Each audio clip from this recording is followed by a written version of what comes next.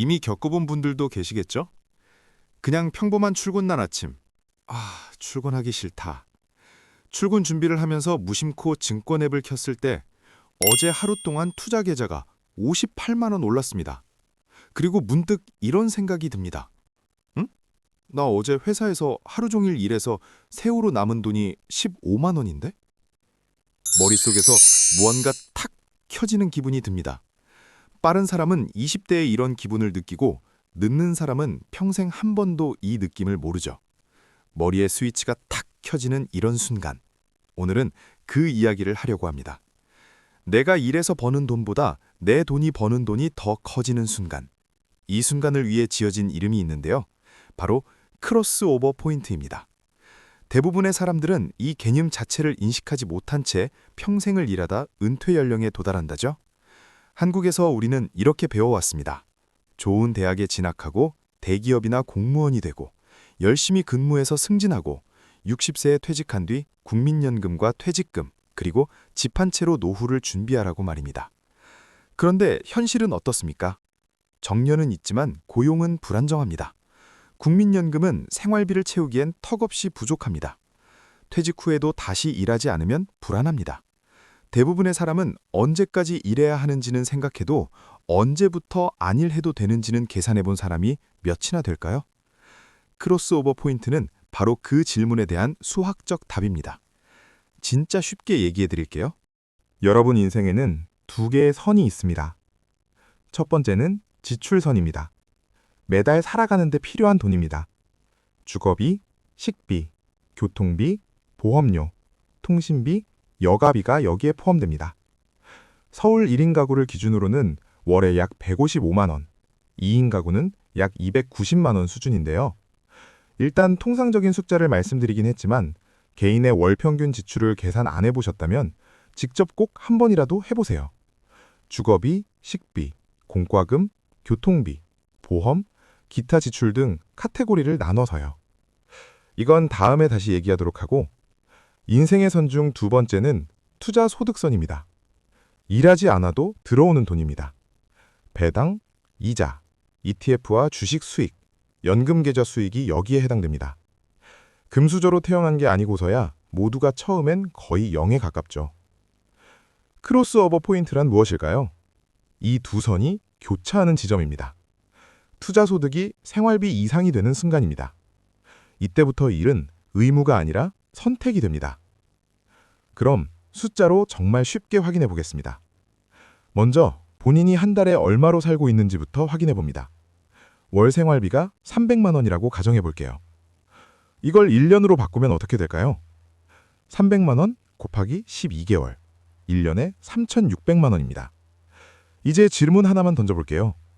내가 일하지 않아도 이 3,600만 원이 매년 자동으로 나온다면 그럼 생활은 유지됩니다. 전 세계에서 가장 많이 쓰는 기준이 있습니다. 바로 자산의 4%를 매년 꺼내 써도 비교적 안전하다는 기준입니다. 즉, 내 자산의 4%가 3,600만 원이 되면 그때부터는 일하지 않아도 된다는 뜻이죠. 그럼 거꾸로 계산해 봅니다. 3,600만 원이 4%라면 100%는 얼마일까요? 그래서 이렇게 계산합니다. 연생활비에 25를 곱하는 것과 같습니다. 3,600만 원 곱하기 25는 9억 원입니다. 정리하면 이렇습니다. 9억 원의 투자 자산이 있으면 매년 약 3,600만 원을 만들 수 있고 지금의 생활을 일하지 않고도 유지할 수 있습니다. 9억이요? 평생 못 모읍니다. 많은 분들이 이렇게 반응합니다. 그런데 이제부터가 중요합니다. 30세 직장인이 매달 100만 원씩 투자한다고 가정해 보겠습니다. 연수익률은 보수적으로 5%로 잡겠습니다. 그럼 10년 후에는 어떻게 될까요? 총 투자금은 1억 2천만 원입니다. 계좌에 쌓인 금액은 연 5% 수익률을 더했을 때 약 1억 5천만 원 수준입니다. 이때 투자 소득은 1년에 약 750만 원 정도입니다. 월로 환산하면 60만 원 남짓입니다. 생활이 바뀌었나요? 아직은 아닙니다. 체감은 거의 없습니다. 하지만 20년이 지나면 이야기가 달라집니다. 계좌에 쌓인 금액은 약 4억 원 수준입니다.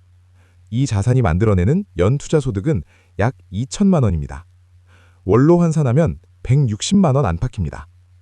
아직 모든 생활비를 대체하기에는 부족합니다. 그러나 분명한 변화가 있습니다.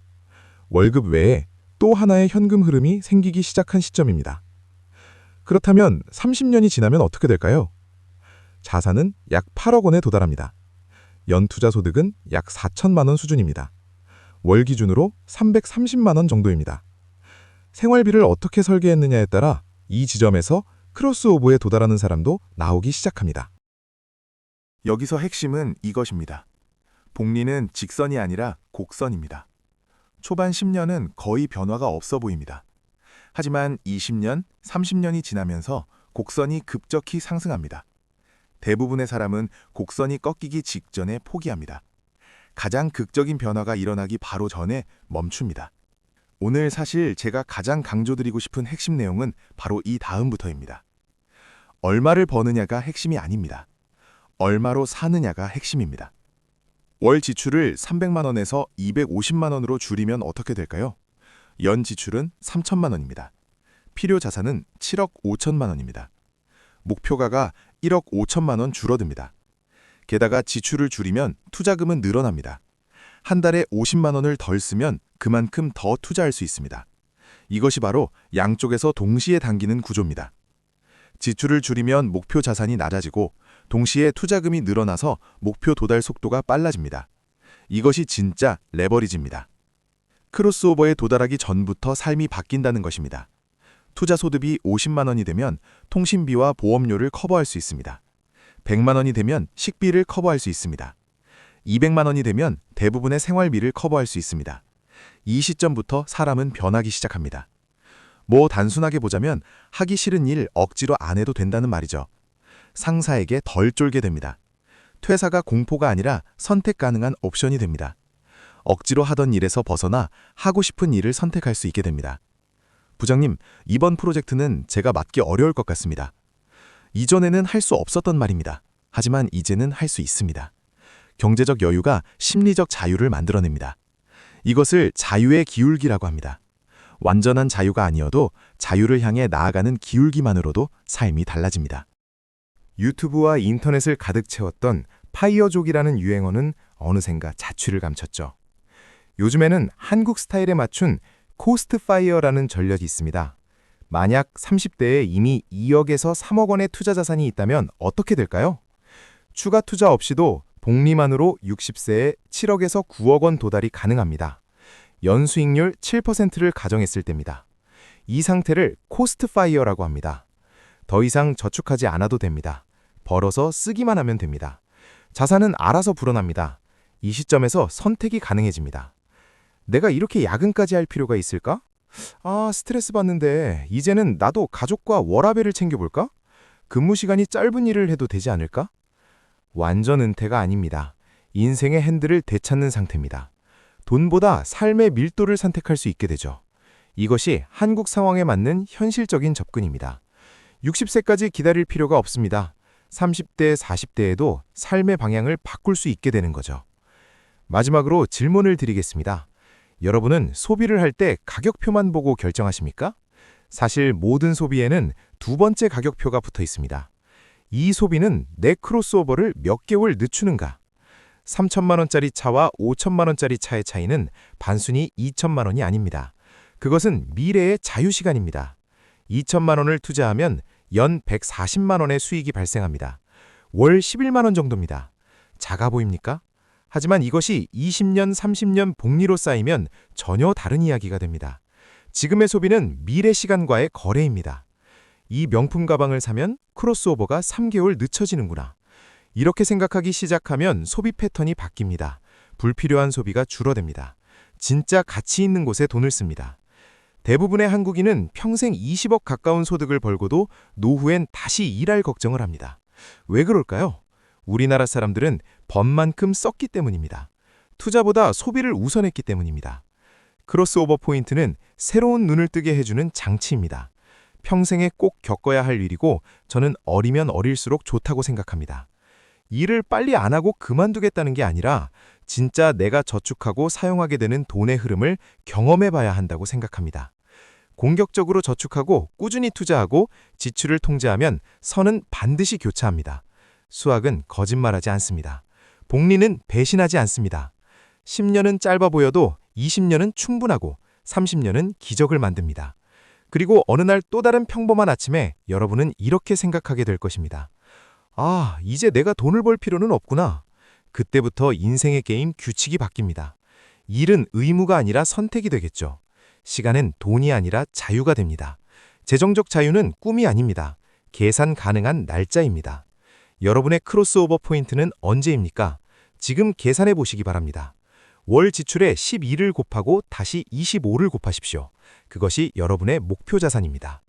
그리고 매달 얼마를 투자할 수 있는지 확인하십시오. 연수익률 5%를 가정하고 복리 계산기를 돌려보십시오. 그러면 날짜가 나옵니다. 정확한 날짜가 나올 때까지 계산하셔야 합니다. 그 날짜를 향해 걸어가십시오. 하루하루 한 걸음씩 가까워집니다. 선은 반드시 교차합니다. 수학이 보장합니다.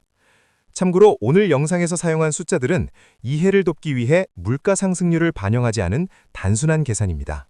실제 미래에서 쓰게 될 돈을 계산하려면 물가, 세금, 수익률 변동성까지 고려돼야겠죠. 그렇다고 해서 지금 그럼 미래도 모르니까 이 돈은 쓸모없겠네.